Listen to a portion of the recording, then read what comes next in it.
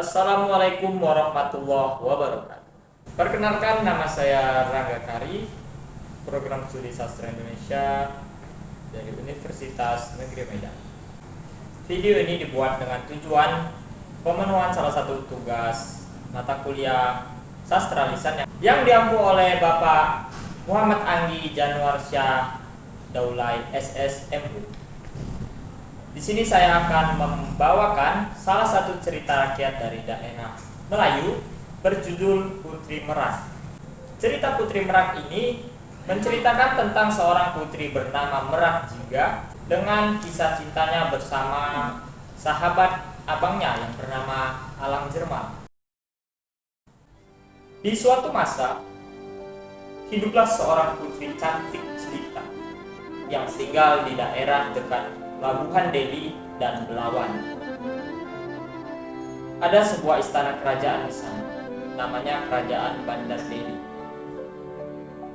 Di sini dikisahkan tentang seorang putri cantik yang bernama Merak Jingga. Mengapa dinamakan Merak Jingga? Karena kecantikan Putri Merak membuat warna jingga terpias di pelataran istana tersebut. Hingga suatu hari, warna jingga itu dilihat oleh Raja Haluan dari Tiongkok. Disuruhnya lah panglima kerajaan mencari asal warna tersebut. Diketahui bahwa warna itu berasal dari daerah Laut Belawan yang berdekatan dengan Sungai Labuhan Deli. Singkat cerita, berangkatlah Raja Haluan dengan armada besarnya dari Tiongkok untuk meminang Merak Jingga. Merak Jingga memiliki seorang ayah, seorang kakak laki-laki, dan seorang sahabat kakaknya yang bernama Alang Jerman. Alang Jerman memiliki kehebatan ilmu dan tahan jika berada di dalam air. Buaya pun dikalahkannya. Bukan main hebatnya. Alang Jerman bersama abang Putri Merak selalu ke laut. Alang Jerman pun jadi sering diajak main ke istana. Merak Jingga selalu mencuri pandang saat Alang lewat di depan kamarnya. Namun ia tak berani menyapa karena di dalam adat Melayu tidak baik seorang perempuan untuk mengungkapkan rasa suka kepada seorang lelaki. Hingga pada suatu masa di sebuah keramaian, Merak Jingga berkesempatan untuk bisa bercakap-cakap dengan Alang Jerman. Dan hanya itulah kesempatan baginya untuk bisa saling mencurahkan isi hati. Merak Jingga pun jatuh cinta pada Alang Jerman, dan begitu pun sebaliknya. Ketika mereka bercengkrama dan bermanja-manja, ditanyakannya lah, "Alang, bisakah kau carikan ikan yang paling enak?" "Bisa, Tuan Putri," sahut Alang Jerman. Karena ia memang sudah suka, apapun dilakukannya. "Apapun kupadahkan pada kau," begitulah kira-kira. Lalu Alang Jerman pun pergi dan ditanya oleh abang Merak Jingga, "Mau kemana kau?" "Adik tuanku itu menyuruh mencari ikan yang paling enak," kata Alang Jerman. Lalu abangnya pun marahlah pada adiknya. "Kau jangan begitu, ada-ada saja permintaan kau itu." Merak Jingga langsung merajuk masuk ke kamar. 3 hari 3 malam tak mau makan. Akhirnya Merak Jingga pun sakit, dan abangnya pun terpaksa mencari-cari Alang Jerman. "Hanya kau yang bisa mengobati adikku ini." Datanglah Alang Jerman menemui Putri Merak Jingga. Sampai di sana dibisikkannya lah, "Alang, sudah sampailah masanya. Hanya kaulah saja pujaan hati. Yang paling penting, kau carikanlah aku ikan yang paling enak sebagai syarat," kata Putri Merak Jingga. Langsung berangkatlah Alang Jerman ke Laut Belawan untuk mencari ikan yang paling enak. Saat Alang Jermal pergi, datang utusan dari Tiongkok yang mengabarkan bahwa Raja Pahlawan sudah sampai dekat Belawan dan berencana meminang putri Merak Jingga. Abang Merak Jingga pun gusar karena ia tahu bahwa adiknya mencintai Alang Jermal. Namun Alang Jermal sudah berangkat mencari ikan. Datanglah penyesalan pangeran tadi. Dia katakan pada ayahnya, "Ayah, ada datang utusan dari kerajaan Tiongkok.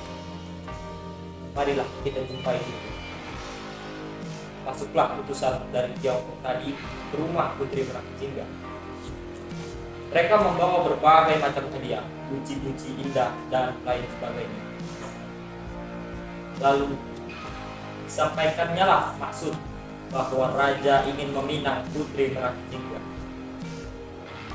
Namun pinangan dari Raja Pahlawan tersebut ditolak oleh ayahanda dan kakak Putri Merak Jingga.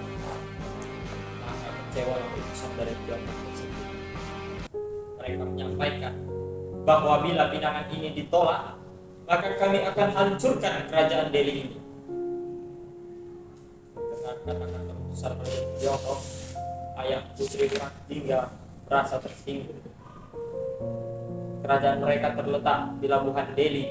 Mereka tidak ingin kerajaan mereka diambil oleh Raja Pahlawan. Lalu dipanggillah Abang Merak Jingga.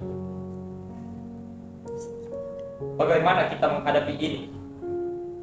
Tak ada daya kita, ayah, kata pangeran. Kalau begitu panggillah Alang Jermal. Alang Jermal tak ada ya. Dia sudah pergi mencari ikan. Siapa yang menyuruh?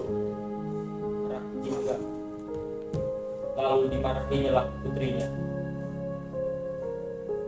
Mengapa kau buat begini? Kita akan diserang Raja Tiongkok. Siapa yang akan membantu kita?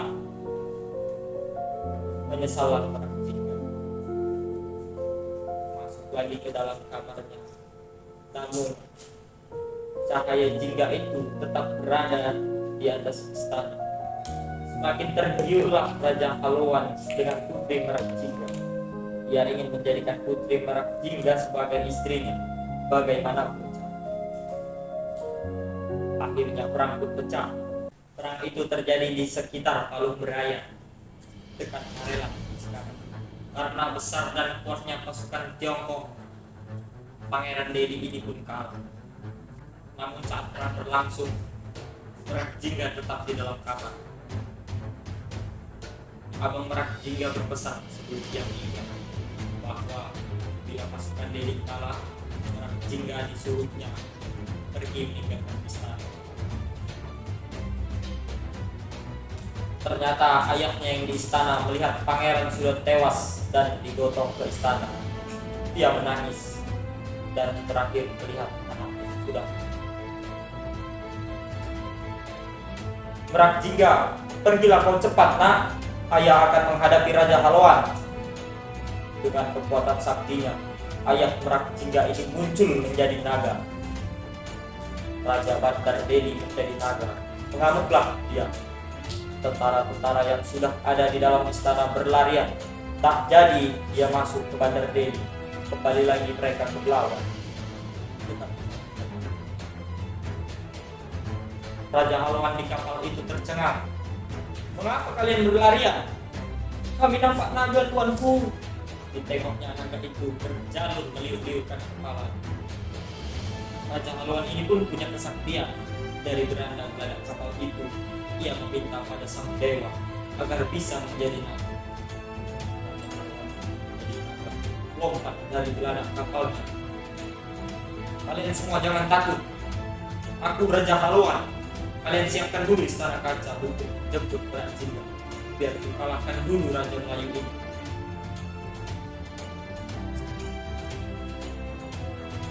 Kemudian bertarunglah dua naga. Begitu naga Melayu.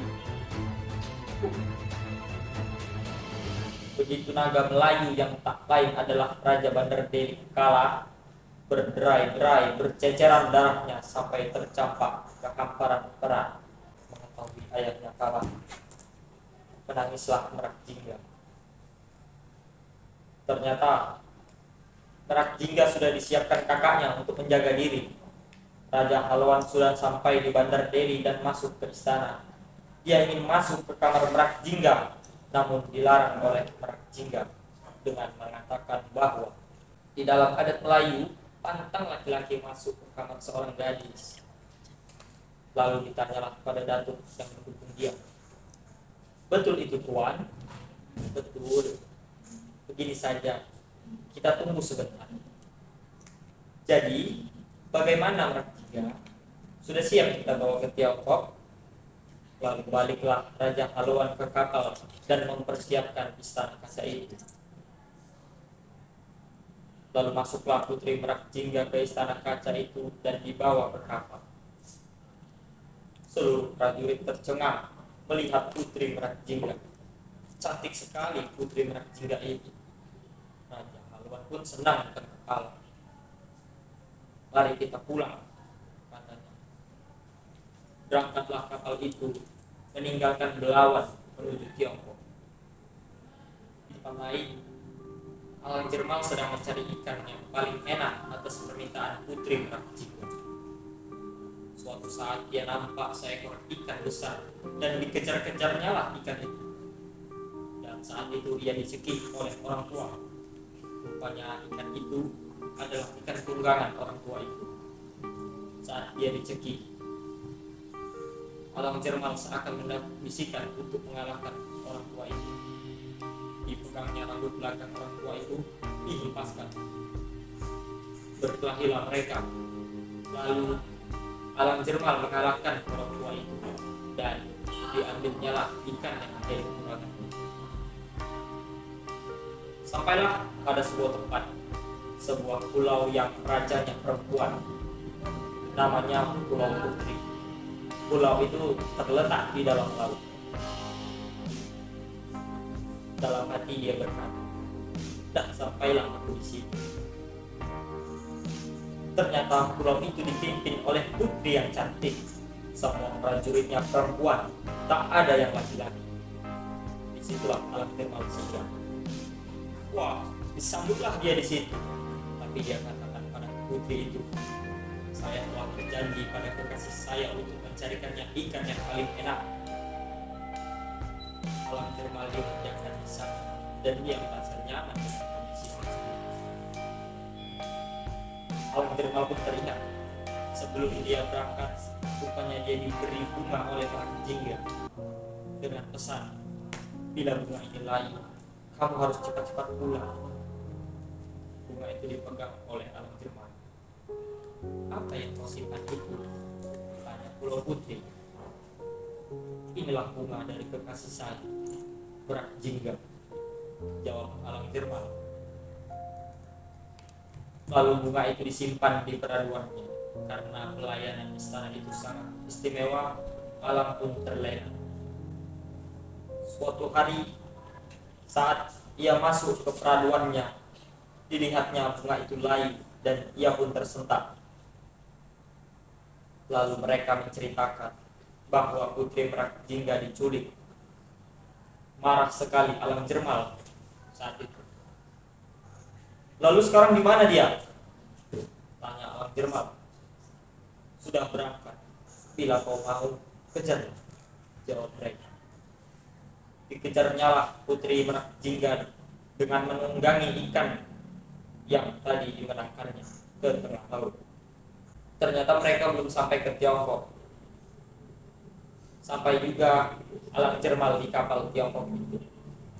Masuk dia dengan melompat menggunakan ilmu kekal, hingga semua yang melihat tidak ada yang tahu.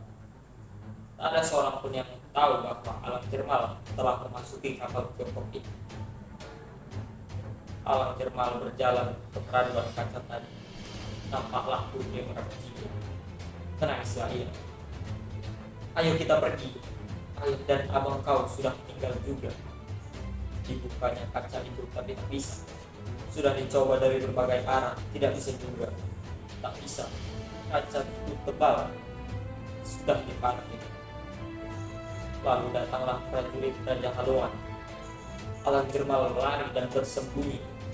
Pada saat itu, Raja Haluan melihat-lihat kapalnya dan masuk ke kerajaan. Diciumnya ada bau-bau yang lain. Sakti juga. Lalu dia bertanya, siapa itu? Alang Jermal berdiri dengan tirai-tirai dan akhirnya diketahui oleh Raja Haluan. Keluar kau! Lalu mereka pun bergulat. Dibantingnya Raja Haluan, dibawanya pedang jenawi yang besar, dibelahnya kepala Raja Haluan tapi tidak mempan, disepaknya lalu tercebur ke laut. Lalu Alang Jermal mengangkat bilik kaca itu dan diceburkannya ke laut. Dibawanya lari. Raja Haluan balik naik ke atas dan dilihatnya di kamar bilik kaca itu sudah tidak ada lagi. Marah dia, marah dan sangat kecewa. Berubahlah kembali ia menjadi naga. Dikejarnya Alang Jermal hingga dapat. Alang Jermal berusaha melepaskan putri merah jingga, tapi malah kaca itu tidak dapat dibuka. Akhirnya Raja Haluan mengalahkan Alang Jermal. Ditangkapnya bilik kaca itu dan ditelannya. Raja Haluan pun berseru, tolong kalian siramkan telur iti, tebarkan di laut Tiongkok ini, karena aku mau masuk membawa tuan putri. Alang Jermal melihat putri Merak Jingga berada di perut naga, maka dikejarnya lah terus sampai ke Tiongkok. Saat naga itu sedang minum, Alang Jermal pun menggunakan ilmu pukau dan masuk ke dalam mulut naga. Bertemulah dia dengan putri Merak Jingga yang masih di peti kaca itu. Tolong lepaskan aku, Alang Jermal. Tolong, mohon putri Merak Jingga kepada Allah. Dengan susah payah, akhirnya peti kaca itu terbuka dan mereka pelan-pelan keluar dari perut naga itu. Naga itu pun macam buta saja. Pelan-pelan mereka keluar dan melompat ke laut. Naga itu tidak tahu bahwa peti kaca yang di dalam mulut sudah kosong. Sesampai di Tiongkok, dimuntahkannya lah peti kaca itu dari mulut. Apa yang ada kosong? Cuma kaca itu saja. Marah dia. Dikejarnya kembali Alang Jermal. Segala macam pulau-pulau hancur dibuatnya. Sekali pernah Alang Jermal masuk ke gua-gua tanpa oleh Raja Haluan, tapi berkeliling. Naga tadi tetap mengejar. Tahu dia Alang Jermal karena baunya dan Merak Jingga karena cahaya. Jadi dikoreknya lagi gua-gua, tapi tetap tahan. Mereka berlari dan terus berlari hingga ke Pulau Putih dan minta tolong pada Ratu Pulau Putih. Ratu itu berpesan, begini saja, kau Merak Jingga tetap di sini, karena Raja Haluan tetap saja nampak cahaya dari tubuh. Lalu dibawa prajurit Merak Jingga bersembunyi hingga tidak tampak lagi oleh naga itu. Lalu Alang Jermal pergi ke laut, sedangkan naga itu tetap saja mencari putri Merak Jingga ke sana. Setiap kapal nelayan yang melintas diobrak-abriknya karena mengira putri Merak Jingga bersembunyi di sana. Kata orang-orang tua dulu itu sebab kenapa laut Cina Selatan sering ganas hingga sekarang, karena arwah dari naga Haluan tetap menang. Marah, ternyata matanya buta saat dirantuk dengan batu-batu. Jadi asal tercium sedikit saja bau Alang Jermal, dia mengamuk lagi. Ganaslah laut itu. Pendek cerita, matilah naga di laut itu. Selanjutnya, atas perintah dari Ratu Laut Putri, dinikahkanlah Alang Jermal dengan putri Merak Jingga di kerajaan dunia di bawah laut itu. Selang beberapa lama, mereka pun diantarkan kembali ke Bandar Delhi. Sesampai di Bandar Delhi, disambutlah mereka oleh rakyat. Alang Jermal pun dinobatkan menjadi raja dan Merak Jingga menjadi ratu. Menurut kisah, mereka memiliki anak sampai 17 orang. Asal lahir kembar 3, asal lahir kembar 3. Begitu seterusnya sampai 17. Begitulah Alang Jermal memerintah Bandar Delhi. Putri Merak Jingga meninggal mendahului Alang Jermal, dan tak berapa lama Merak Jingga meninggal pula lah Alang Jermal. Demikian cerita Putri Merak yang dapat saya sampaikan. Assalamualaikum warahmatullahi wabarakatuh.